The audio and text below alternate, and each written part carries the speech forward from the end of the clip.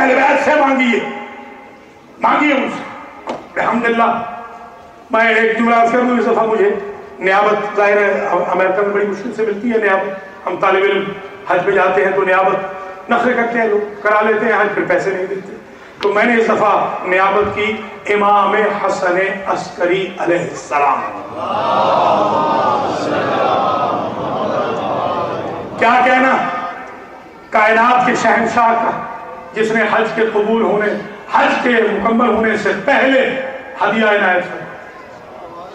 تو آپ اہل بیت سے بے شک آگے ان سے کمٹمنٹ کریں، تو کیا مانتے ہو؟ کہا وَجَعَلْ لِي وَزِيرًا مِنْ أَهْلِي هَارُونَ أَخِي أُشْدُدْ بِهِ أَزْرِي وَأَشْرِكْهُ فِي أَمْرِي، اس کے ذریعے، ہارون کے ذریعے میری پشت کو محکم کر دے۔ پتہ چلا کہ نبی کی پشت بھی کمزور رہتی ہے اگر اس کا وزیر نہ آئے۔ کچھ مولانا فرمایا وَأَشْرِكْهُ فِي أَمْرِي، اور اسے میرے امر میں شریک کر۔ اب بھیا ہم تھوڑی شریک کر رہے ہیں علی کو نبی کی رسالت میں، موسیٰ کہہ رہے ہیں ہارون کو میرے امر رسالت میں شریک کر، یہ میرا پارٹنر ہو۔ بھیا کوئی پارٹنر نہیں بن سکتا مگر بھائی پارٹنر بنے گا، وزیر پارٹنر بنے گا، اہل والا پارٹنر بنے گا۔ کئی نسبحک کثیرا ونذکرک کثیرا، اللہ نے آواز دی قد اوتیت سؤلک یا موسیٰ، موسیٰ جو مانگا ہم نے دے دیا، اب ہمارا جواب کرو۔ اب ذرا ان لفظوں پہ ہو، جس میرے دوست نے ثبوت اور مانگا ہے نا اسے بھی ثبوت دے دوں قرآن سے، مولا کائنات کے فضائل کا اور مولا کائنات کی ولادت کا۔ دیکھیے من اہلی، میرے اہل سے ہے، یہ ہارون ہے میرے اہل سے، اسے میرا وزیر بنا، اسے میرا وزیر بنا، اسے میرا شریک بنا جو ہے میرے اہل سے۔ اور ادھر شب ہجرت کی دعا وَقُلْ رَبِّ أَدْخِلْنِي مُدْخَلَ صِدْقٍ وَأَخْرِجْنِي مُخْرَجَ صِدْقٍ وَاجْعَلْ لِي مِن لَّدُنكَ سُلْطَانًا نَصِيرًا۔ میں جاؤں گا، ضرور جاؤں گا، مگر تنہا مجھ سے مدینہ کا محاذ پتہ نہیں ہوگا، وہاں بدر بھی ہے، احد بھی ہے، وہاں حنین بھی ہے، خیبر بھی ہے، خندق بھی ہے۔ ایک مہربانی کر بارے الہا، میرے ساتھ وہ سلطان ہے، وہ نصیر ہے من لدن کا، جو میری طرف سے نہ ہو تیری طرف سے ہو۔ موسیٰ کہتے ہیں میرا وزیر میرے اہل سے ہو، محمد کہتے ہیں میرا نصیر تیری طرف سے ہو، تبھی تو موسیٰ کا وزیر موسیٰ کے گھر سے آئے گا اور محمد کا نصیر اللہ کے گھر سے آئے گا۔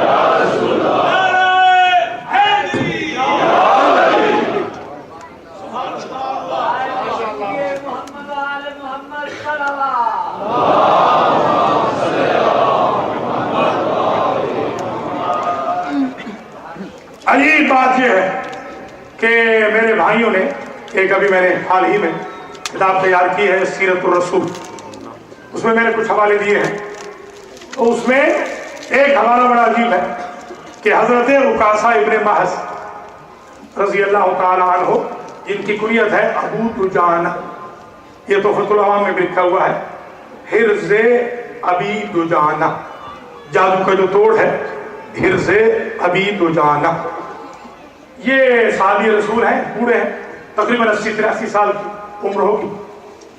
یہ بیچارے لڑ رہے تھے بدر میں اور ان سے تلوار ٹوٹ، اور آئے آ کر کہتے ہیں یا رسول اللہ کسر سیفی، تلوار ٹوٹ گئی۔ وہاں پڑی تھی سامنے شاخ، ٹہنی، برانچ ڈیٹ کی، کوئی سمجھ رہے ہیں یا نہیں، کھجور کی، سرکار نے اٹھائی اور کہا یہ حضور کے ہاتھ میں تھی تو ٹہنی، صحابی کے ہاتھ میں آئی تو تلوار بن گئی۔ تو پھر ایک جیسے کیسے ہوئے بھیا؟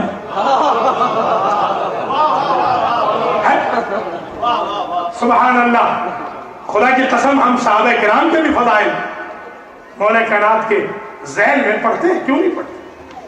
پڑھنا چاہیے۔ ہم اپنے باپ کے دوست کا احترام کرتے ہیں، حضور کے دوستوں کا احترام نہیں کریں گے؟ آپ بتائیں، آپ کے والد کے دوست ہیں، آپ انہیں چچا کہتے ہیں، کیا وہ چچا ہوتے ہیں؟ احترام ہے، احترام ہے، اچھی بات ہے۔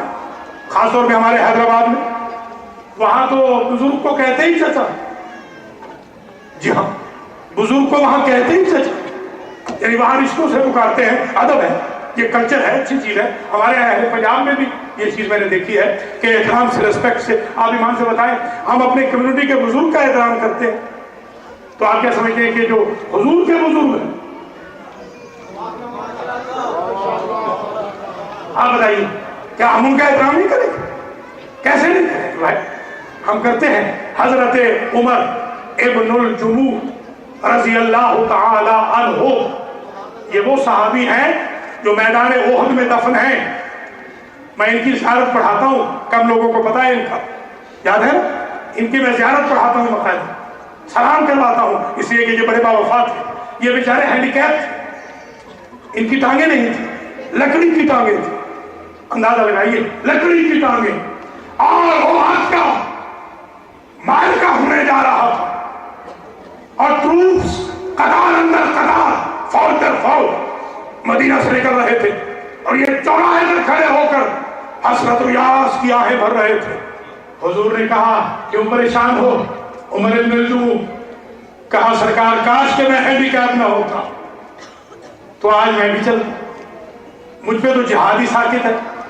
اللہ نے فوراً آواز دی، اے میرے حبیب، تیرے صحابی کی اس گفتگو نے ہماری شریعت چینج کر دی۔ خدا نہ سمجھنا، اللہ اکبر ہے وہ کیسے؟ کہا ہم نے شرطیں ہٹا لی، انما الاعمال بالنیات۔ آپ آج سوچیں نا کہ امام زمانہ کے سپاہی بنیں گے تو میرا مولا قبر سے نہیں اٹھائے، انما الاعمال بالنیات۔ حالانکہ ہیں تو ہم بھی بولے لگ رہے، اسپرچولی ہم بھی ہینڈیکیپ بھی ہیں، مگر جس طرح وہاں شرطیں ہٹ گئی، میرا مولا شرطیں ہٹا دے گا اگر ان سے سنسیئر رہے۔ اللہ اکبر، شرطیں ہٹا دی گئی، چلو تم بھی ہمارے ساتھ چلو۔ لکڑیوں کی ٹانگوں کے ساتھ چلے اور کشتوں کے پشتے کیے۔ ہاں دیکھیے نا، کشتوں کے پشتے کیے، ایک ایک رس ریکارڈ ہو رہا۔ جب شہید ہو گئے راہ خدا، سبحان اللہ، شہید راہ خدا کی لاش کو لینے کے لیے زوجہ آئی، ناکہ لے کر اونٹنی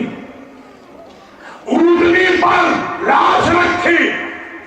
توجہ رہے، اس صحابی رسول کی ناکہ نہ اٹھا، اونٹنی نہ اٹھی، لاش نے دبا لی، جانور کی طاقت۔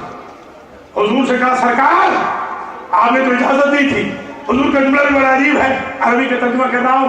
حضور سے جب کہا کہ سرکار لے جاؤں آپ کا صحابی، فرمایا جاتا ہے تو لے جاؤ۔ سمجھیے گا، آج میں جب عین کروں گا آپ حیران ہو جائیں گے۔ اللہ اکبر، کہا جاتا ہے تو لے جاؤ، ناکہ نہ اٹھا، لاشا وہیں دفن کرنا پڑا۔ مجھے یہاں سے بھی ایک پرنسپل مل گیا، ایک اصول مل گیا، ایک کرائٹیریا مل گیا کہ نبی کا صحابی ہوتا وہ ہے کہ جو مر کے بھی نبی کو نہ چھوڑے۔